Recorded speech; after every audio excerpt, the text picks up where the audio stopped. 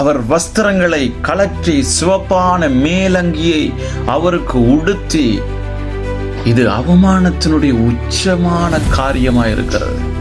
இயேசு ராஜாவாய், அவர் ராஜாதி ராஜாவாய் அவர் இருக்கிறார்.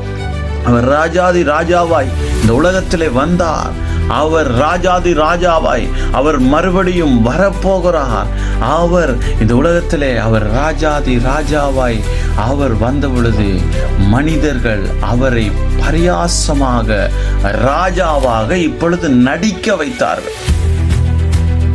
அவரை இப்பொழுது என்ன செய்கிறார்கள்? அவமானப்படுத்துகிறார்கள். அவரை ராஜாவை போல நடிக்க வைக்கிறார்கள். வஸ்திரம் கழற்றப்பட்டது.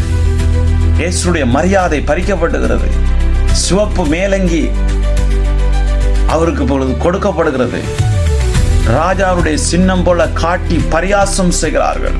அந்த நாட்களில் ராஜாவுக்கு கொடுக்கப்படுகிற அந்த சிவப்பு மேலங்கி அவருக்கு கொடுக்கப்பட்டு ராஜாவை போல அவரை காண்பித்து எல்லாருக்கும் முன்பாக இப்பொழுது பரியாசம் செய்ய ஆரம்பிக்கிறார்கள். உண்மையிலே அவர் ராஜா, ஆனால் உலகம் அவரை கேலி செய்கிறதற்கு ஏதுவான ஒரு சந்தர்ப்பத்தையும் ஒரு காரியத்தையும் அவர்கள் ஏற்படுத்தி ஒரு பெரிய நாடகத்தை அன்றைக்கு அவர்கள் காண்பிக்கிறதுக்கு ஜனங்களுக்கு முன்பாக ஆரம்பித்தார்கள். அவர் அவமானத்தை ஏற்றார். அவர் ராஜாதி ராஜாவாய் இருந்தும் அவர் தம்மை சற்றும் வெளிப்படுத்தாதபடி மனிதர்கள் செய்கிற எல்லா காரியத்துக்கும் அவர் அந்நாளிலே தேவனுடைய திட்டம் நிறைவேறுகிறதற்கு ஏதுவாய் அவர் மௌனம் சாதித்தார். அவர் அவமானத்தை ஏற்றார். நானும் நீங்களும் மரியாதையை பெற்றுக்கொள்கிறதற்கு அவர் வெட்கத்தை ஏற்றார். நானும் நீங்களும் மகிமை அடைகிறதற்கு அவர் கேலி செய்கிறதை சகித்தார். நானும் நீங்களும் ரட்சிப்பை பெற்றுக்கொள்கிறதுக்கு இயேசு அவமதிக்கப்பட்ட இடமே நம்முடைய வாழ்வினுடைய உயர்வுக்கு கிடைத்த இடம். அவர் அவமானம் என் உயர்வு, அவர் வெட்கம் என் விடுதலை, அவருடைய துன்பம் என் சமாதானம், அவர் சிலுவை என் ஜீவன், அவர் மௌனம் என் ரட்சிப்பு. அவர் அவமானத்தை அணிந்தார். நானும் நீங்களும் கிருபை அணியும்படிக்காக அவர் தம்மை தாமே அடிமையின் ரூபம் எடுத்து அவர்களுக்கு கேலிக்கு முன்பாக அவர்கள் தன்னை அவமதிக்கிறார்கள் என்று அறிந்தும் அவர் தன்னை விட்டு கொடுத்தார். ஒரு காரியம் என்னவென்றால், அவரை பரியாசம் பண்ணி ராஜாவாய் எல்லா ஜனங்களுக்கு முன்பாக அந்த சோப்பு அங்கியை தரித்து ராஜாவை போல காண்பிக்கிற நேரமும் அவர் மௌனமாயிருந்தார். ஏன்? எதற்கு? எதற்காக? இன்றைக்கு எனக்கும் உங்களுக்கும் யாராவது நம்மை அவமானப்படுத்தி கொஞ்சம் நமக்கு முன்பாய் நமக்கு சேறு பூசுகிறதுக்கு ஆரம்பித்து விட்டார், நானும் நீங்களும் சில நேரங்களில் துடித்து போய்விடுவோம். சில நேரங்களில் கேள்விக்கு மேல் கேள்வி. சில நேரங்களில் ஏன் இப்படி செய்ய வேண்டும்? நான் என்ன தவறு செய்தேன்? நான் என்ன குற்றம் செய்தேன்? ஏன் என்னை அவமானப்படுத்த வேண்டும்? ஏன் என்னை நிந்திக்க வேண்டும்? ஏன் எனக்கு எதிராக இவர்கள் செயல்பட வேண்டும் என்று நானும் நீங்களும் இன்றைக்கு சில நேரங்களில் துடித்து விடுகிறோம். சில நேரங்களில் கோபத்தில் நானும் நீங்களும் செய்வதறியாதபடி நானும் நீங்களும் பதறி விடுகிறோம். இயேசு மௌனமாயிருந்தார். இயேசு மௌனமாயிருந்தார். யோசேப்பு அன்றைக்கு போர்த்திபார் வீட்டில் இருந்து அவனை தூக்கி சிறையிலே போடப்பட்ட பொழுதும் அவனுக்கு அநீதி நடந்த பொழுதும் அவன் மௌனமாயிருந்தான். ஒவ்வொரு மௌனமும் நம்முடைய வாழ்க்கையினுடைய வெற்றிக்கு மிகப்பெரிய அஸ்திவாரமாய் காணப்படுகிறது. இன்றைக்கு நானும் நீங்களும் ஏதோ ஒரு சூழ்நிலையில் நிந்திக்கப்படுறோமா, அவமானப்படுறோமா? இன்றைக்கு நீங்கள் அவமானத்தோடு இல்லாவிட்டால் நிந்தனையோடு ஏதோ ஒரு இடத்துல நீங்கள் தலைகுனிய வேண்டிய ஒரு சூழ்நிலை உங்களுக்கு வருகிறதா?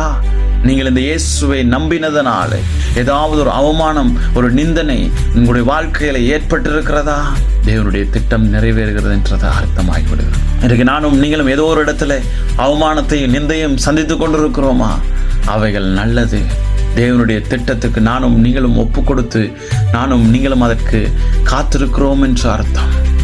அவர் ஒரு பெரிய ரட்சிப்பை இந்த மனு குலத்துக்கு கொடுக்கும்படிக்காக ஒரு மகாபெரிய ரட்சிப்பை அவர் இந்த மனுக்குலத்தில் வாழுகிற சகல ஜனங்களுக்கும் அவர் பாவ மன்னிப்பின் நிச்சயத்தை உண்டு பண்ணும்படிக்காய் தேவனுடைய திட்டம் நிறைவேறுகிறதற்கு எதுவாக அவர் மௌனம் சாதித்தார். இன்றைக்கு நானும் நீங்களும் கர்த்தருடைய ஊழியத்தை செய்யலாம், கடவுளுடைய பணியை செய்யலாம். இல்லாவிட்டால் நானும் நீங்களும் ஒரு விசுவாசியாய் கடவுளுடைய சபையிலே நானும் நீங்களும் சென்று வரலாம். நம்ம ஒவ்வொருவருக்கும் தேவனுடைய அகராதியிலே, தேவனுடைய சமூகத்தில் ஒவ்வொருவருக்கும் ஒவ்வொரு திட்டம் இருக்கிறது. அந்த திட்டத்தை நிறைவேற்றுகிறதற்கு தான் கடவுள் என்னையும் உங்களையும் இந்த உலகத்தில் வைத்திருக்கிறார். அவருடைய திட்டம் நிறைவேறுகிறதுக்கு ஆரம்பிக்கிறது என்றால் நானும் நீங்களும் சில பாடுகள், சில அவமானங்கள், சில கேலி கூத்துக்கள் நடுவில் நானும் நீங்களும் நடக்க வேண்டிய சூழ்நிலை வந்தாலும் எந்த ஒரு சூழ்நிலையிலும் நீங்கள் மௌனமாயிருங்கள். கடவுளுடைய திட்டம் இது நிறைவேற வேண்டும். நீங்கள் மௌனமாயிருங்கள். கடவுளுடைய திட்டம் எதுவோ அது நிறைவேறுகிறதுக்கு உங்களை விட்டுக் கொள்ளுங்க.